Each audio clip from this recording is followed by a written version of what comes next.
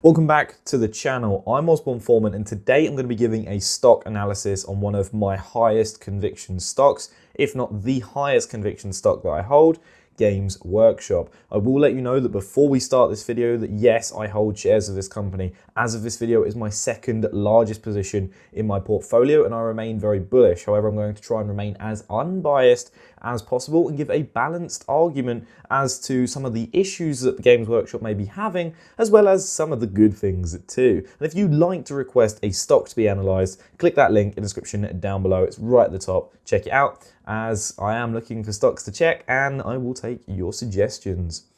So when we look at simply Wall Street, Games Workshop is a miniature retailer of figurines. Basically, they have their immersive world of intellectual property. This intellectual property is the world of Warhammer. Warhammer is a large, diversified universe with lots of content. They consistently add to this content via their Black Library, which is a subsidiary of Games Workshop. This is basically their part where they are just constantly creating new books, new lore, new rules for the tabletop game, and constantly generating even more intellectual property. I really like this part. And then we've also got the main retailing business where they are producing the miniature figures to be played on their tabletop games. But as a hobbyist, you could be deciding to paint the figures, you could be deciding to play the games, or you could be doing a combination of both. You could even be going into the stores and interacting with that community. This is a vertically integrated business, meaning they control every point of the supply chain, meaning they make the figures themselves, and this leads to some very impressive margins. I think today, if you're going to learn something about Games Workshop, whether you are a very dedicated fan and you are well up to date with Warhammer 40k and Age of Sigmar, or whether you are really screwed on with the financials and the typical stock market analysis, I think you're going to learn something new. So I challenge you, if you do not learn a new thing during this video, drop a dislike on this video. If not, you've got to drop one of these. The first thing I want to look at immediately is the valuation. I think Games Workshop is an attractive valuation. Currently it's trading at a 28.2 times price to earnings ratio. This is obviously more premium than the market, but considering the unique position that Games Workshop is in with no realistic competitors other than other platforms looking to take your time, I think they're in a good spot. When we look at their price to book ratio, you might go, wow, that's completely out of whack, this is overvalued, that's it, I don't want to look at Games Workshop anymore. But this is because they regularly distribute surplus cash in the form of dividends to shareholders, which if we check out their dividend now, it is an impressive 1.76% dividend yield. But their history has been a bit shaky at best. What I can tell you is that over this time period, they have grown their dividend as one of the most in the entire FTSE 250. And I believe their 10-year growth rate competes against pretty much 245 other companies, making them the top 5 in that 250. The dividend payment is good because their payout ratio remains at 50%. They only distribute surplus capital, meaning that they are going to reinvest a lot of capital back into the business. Honestly, I would prefer if they didn't pay a dividend. I think that they could reuse that capital more effectively, but in their line with their strategy, they effectively don't look for inorganic acquisitions and removals of any of their companies, and so what they look to is for organic growth. They want to grow their core business by investing in their own chain, perhaps opening up new stores, and that's where things get slightly interesting. But what we can see is that despite a 50% payout ratio and that they are dedicated to paying a dividend, that their past performance is fantastic. The last 5 years, they've managed to grow their earnings by a compound annual growth rate of 30.5%. That means on average 30.5% growth on their earnings each year, as well as high profit margins of 34.5%. This is due to their vertical integration. This means that since they are creating the product and they can sell it for a considerable markup, that they are obviously going to have a lot of earnings relative to revenue. But they don't only make money from retailing their figures in their stores and online, they also sell it via independent retailers. In places where they don't currently have stores yet, they will sell out a few of their products to other companies. This could be I'm going to say Toys R Us. They're not around anymore, but that type of business, well, they might say, okay, look, we're going to give you some of our products to sell, have fun. And then obviously they're going to get lower margins from that, but they also get more exposure. Some people may not be near a shop. This is definitely not the case in the UK unless you're up in Scotland somewhere. For the most part, you are pretty much within a short drive of a Warhammer store. Although in North America, I can completely understand as it's a lot further away, and that's why they've opened the likes of Warhammer cafes. I really like the idea of a Warhammer cafe because it combines the whole community hub that these stores create with something to also eat and drink at the same time. Combining those two, you're going to have a lot of people spending a lot of time. And I believe they have 2 stores at the moment that are in Northern America that are in this layout. And it's likely because, yes, they don't have enough stores in North America to cover a lot. And some people, if they wanted to drive to their local store, they may have to drive for 2 hours. And so having a thing like a cafe there really makes it more of a central community hub and allows players to have a little bit more of an impact in their community, and it feels more worthwhile for them to go out there. Another thing is their balance sheet. Their balance sheet is fantastic. And this is a word I've not actually said for a while. It was one of my key words on the channel. This is because they have absolutely zero debt, rising equity, but a fantastic cash position of £85.2 million. They learned that during the pandemic that actually a lot of businesses didn't have much cash and they had a lot of liabilities to pay down. They decided that at any time they're going to have an emergency cash position of 6 months of expenses. See, this is a lot of what a lot of people keen on personal finance do with their emergency funds, but to see businesses do it as well is a great sign. And in fact, 85 million is probably a lot more than they would need, but then they've got that money for capital expenditure in the future because 2020 was very much an anomalous year. Yes, when we go back to that past performance, they did do very well. And in fact, they almost pretty much benefited from the pandemic. This is because a lot of people were in lockdowns, they had more spare time, they wanted to do something with their time, so they likely got back into the hobby if they were former players at a younger age. And that's the beauty of Games Workshop. Whilst, yes, you may say, well, they've got an aging player base. How are they going to deal with that? That aging player base is also likely be earning a lot more money. But at the same time, I've noticed that in their stores, they're now targeting younger players once more again. And if they get these younger players, let's say at the age of 9, they may play it for a few years, stop, and then they may come back to it as an adult. That way you've got a loyal returning customer who's very invested in what it was, and it's a good childhood memory for them. And in fact, I actually done my own technical but small audit. I went into one of my local Warhammer stores and I asked a few questions, and I think I've got some valuable information that you'd like to see. When the person I went and met there, the staff member, it was a one-man store, I double-checked, and let's just call him R. He was a very friendly person. The moment I walked through the door, whilst he was dealing with another customer, said hi, how are you, or basically greeted me in and said welcome. I felt in a good atmosphere, and I managed to ask a few questions, as I say.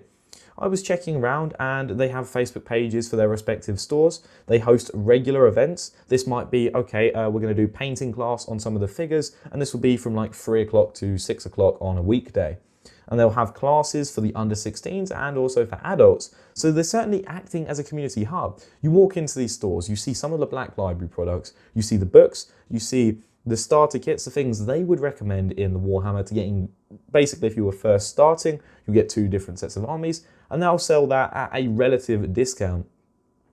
I don't think this is loss leading by any chance, but it would give you 2 armies, and what they've said is that basically you pay for this pack that costs something like £30, £40, and the underlying value of these products, if you tried to buy them individually, would be well over £100. I think this is very interesting, and it certainly draws their attention.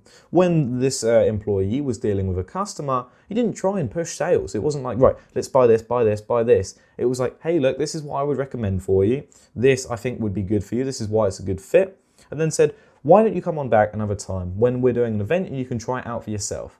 And then I'm thinking, wow, that's such a brilliant idea. This was it was basically a mother and son, and it was a young lad who looked interested, but his mother, obviously you could tell, didn't really want to, or felt a little bit uncomfortable just paying for something that maybe her son wouldn't be interested in. So the idea of them hosting an event for this, well, not specifically that, but brings in the customers, brings them into the community, and that's a very good sign.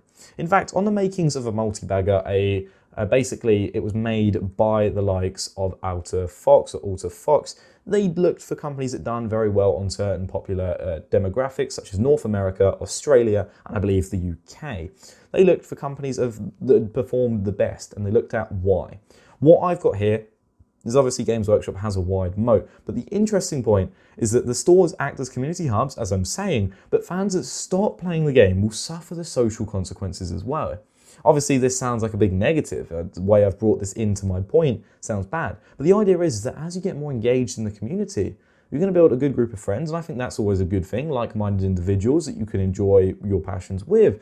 At the same time, it makes it difficult for them to just stop playing, because if your 5 closest friends, or at least you had, your 5 closest friends are playing Warhammer, you're likely going to be the 6th one that plays it as well. And furthermore, if there's 5 of them playing, you're unlikely to quit. So it is certainly a very sticky business where once you're starting in there as a customer and you built up a community and you've got some friends, it certainly can take away a lot of your time and hard-earned money. If you'd like to sign up to my stockbroker free trade, you can get a free share worth up to £200 when you use my link in the description down below. And from what I found out in this particular store that I was by, I'm not going to name the location for the sake of my own location, even though you could probably guess where I'm from, and also for the sake of this employee, as it is a one-man store after all. And I didn't say that I was a content creator or anything, I just kept things quite quiet and just asked some questions. I wondered how they were doing sales-wise. And he was saying, actually, yeah, we're doing very well on sales. And I was like, okay, well, are you comparing this to 2020 where your store was shut for a lot of the time? And he was like, no, we are well ahead of where we were at 2019, at least in this particular store. And I think we can assume that this, as a general trend, is likely the case. People over the lockdowns, as I said, have more time on their hands, have rediscovered that hobby and started painting the figures, getting into the tabletop game and really getting immersed. And so I think that this is a very good sign. I did ask about 3D printing, because this is certainly a threat, because the cost of the figurines are quite expensive. And obviously this could be Games Workshop being slightly greedy. Well, 3D printing, the moment I asked it, the employee was adamantly against it. I could see that tone where it was like, I wouldn't want you to use 3D printed figures and play in my community. But that I understand, because 3D printed models aren't that of Games Workshop. And this is where things get a bit iffy, because there's a lot of the community base that would like to use old models in their games, but they likely can't, because the old models that perhaps didn't sell well, let's talk about Tomb Kings in Warhammer Fantasy or Bretonnians, basically they were stopped. And the moment they were cut, then people were like, oh, but why are they cut? It was because they weren't making money, and because they didn't generate sales, this is why the business cut them. And so obviously if you were 3D printing some of these models, I know Warhammer Fantasy I believe is a discontinued game, but if you were using these, you may not be allowed to if you're using a 3D printed model. I don't think this is really a concern. I think we could see Games Workshop certainly shift their business model. And I think they're going to be continuing to make a lot of profits on their miniatures and their figurines. And then they could transition. At the moment, we're already seeing the use of royalties. This is their intellectual property that they loan out to video game developers so that they can create a video game, but in the universe of Warhammer. There are a few notable games like this. We've got Warhammer Vermintide, set at the end times, and that is a game like Left 4 Dead where you're trying to survive against hordes and hordes of angry rat animals. And there's like other ones like Total War Warhammer 3, which will be coming out, I believe, in the next few months. This is a strategy turn-based game that is very immersive, and I've sunk a lot of hours into at least the second game. And we've also got a few other big names I don't quite know of, because this is Warhammer 40k, and I'm not as interested in that. And with these royalties, this could shift. What if a company decides, actually, we would like to use your universe and film a TV series or make an animation? On the downside of this, Games Workshop has been very firm. This means that when people in the community are trying to create their own lore for something they enjoy, Games Workshop, I think, has been quite overreactive, quite sensitive, and very harsh. Obviously, they don't want people infringing on their intellectual property, and you've even seen the likes of like Blizzard Activision removing greenskins from their World of Warcraft game because greenskins was also used in Warhammer, but I think this is mainly because it could be seen as a racial term. They're now called Orcs or Orcs. We can see certainly quite a fierce team, and we may have a lot of legal behind Games Workshop that are really trying to push this. In my opinion, I don't think this is wise. I think you should in fact support those in the community creating lore and content for your intellectual property and buy them out. Send them an offer. They likely wouldn't want much. They would likely want to continue writing for the company. If it's good pieces of content written or animated, then surely you could hire them. Surely that would be putting what you would see as your enemies right next to you and in a very good position. Obviously, I don't think they would actually see them as enemies, as they are obviously loyal customers. I think I've chose a very poor word. When I asked R what he thought or why he worked for Games Workshop, He said it was a good combination of the work incentives, so perhaps their pay. I didn't ask about that, I thought it'd be a bit too rude. They did have a share bonus plan that I believe took place at the end of each year, so perhaps that's still ongoing, and obviously for any of them that had been there for longer than 5 years, they likely benefited a significant amount. And it's also due to a passion for their hobby. This individual in particular had been playing since a very young age, and so it was great for him to be engaged in that store. In fact, this person had been on and off for the company for well over 15 years. How often do you really see that in a FTSE 250 or even FTSE 100 company?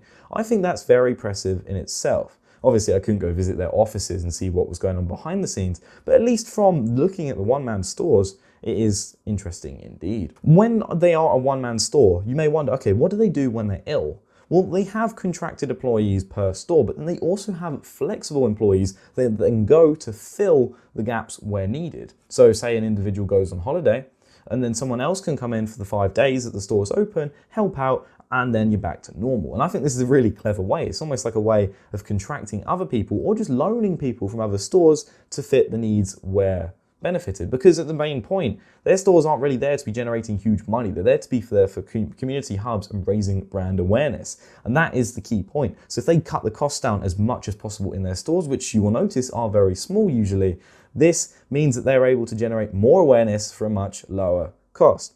And as I said, they didn't push sales in that store, and I very much liked that. When we look at something in particular to their stores, we can see here at the bottom or the middle of the screen, right? I'm looking at the store openings and closures during the year. In fact, they closed 17 stores and opened 9 across the world. This means if they're still growing and they're actually closing more stores than they're opening, then we may see more growth when they open more stores. For instance, at the moment, they have 160 stores in North America. Well, they did. They now have 161. But if they were to open, let's say, another 100, obviously that's not feasible, but that might be a 10-year plan, which I think they aim for 10 each year, that would contribute to a significant amount of growth. Maybe not just financial growth, but certainly awareness and brand establishment and dominance. And at the moment, Asia's only got 25 stores. Imagine how big this would be when it pops up. I believe there was a ban in China that forbidded or stopped some young individuals, I believe, from playing video games for extended periods of time.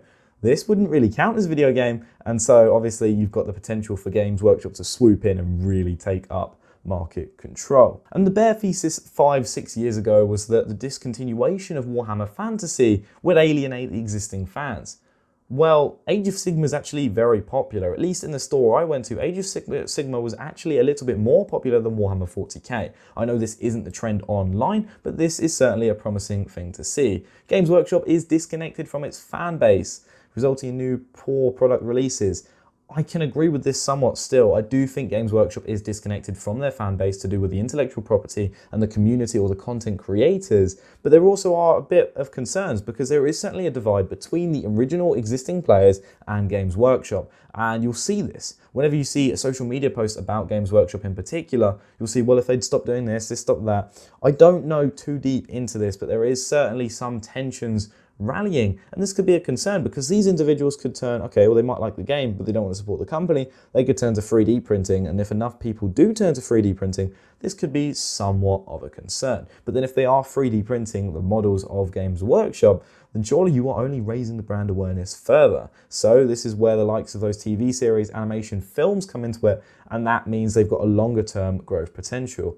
They said the transition to the one-man store model will make stores less profitable and destroy the community atmosphere, and this is certainly not the case because that one man has likely got a lot more responsibility. Yes, one-man store is a pretty bad name for it, and they even had to admit that, but it is certainly a good way to get the brand awareness up and only open on the important days. The thing I'm most excited about with Games Workshop though is Warhammer Plus.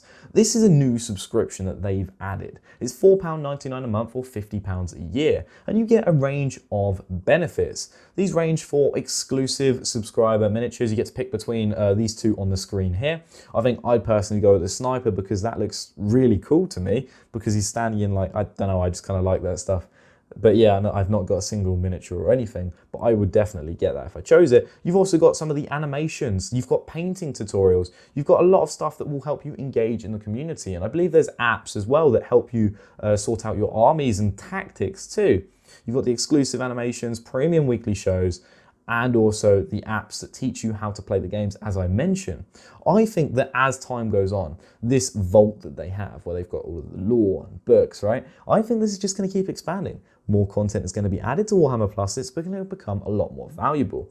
Obviously, you've got the competitors. You've got people like in Netflix. You've got the likes of Disney Plus. I think Warhammer is really going to fly under the radar for quite a while. And as they build up, they're going to have their loyal fan base. And if this expands a bit beyond their loyal fan base and then grows further because they have a good show or a good few shows, then we certainly could see something promising. As I say, I would like them to use that cash to really acquire other businesses and add to their lore, but this is not in their method of growth, and it does make sense. From what I found, I really like the company. I tried to remain as neutral as possible, but this is a company that I would like to continue buying shares in. From looking at the stores that I've been to, it's been a positive experience, and to really understand the tabletop game, I'm really starting to see how immersive it truly can be.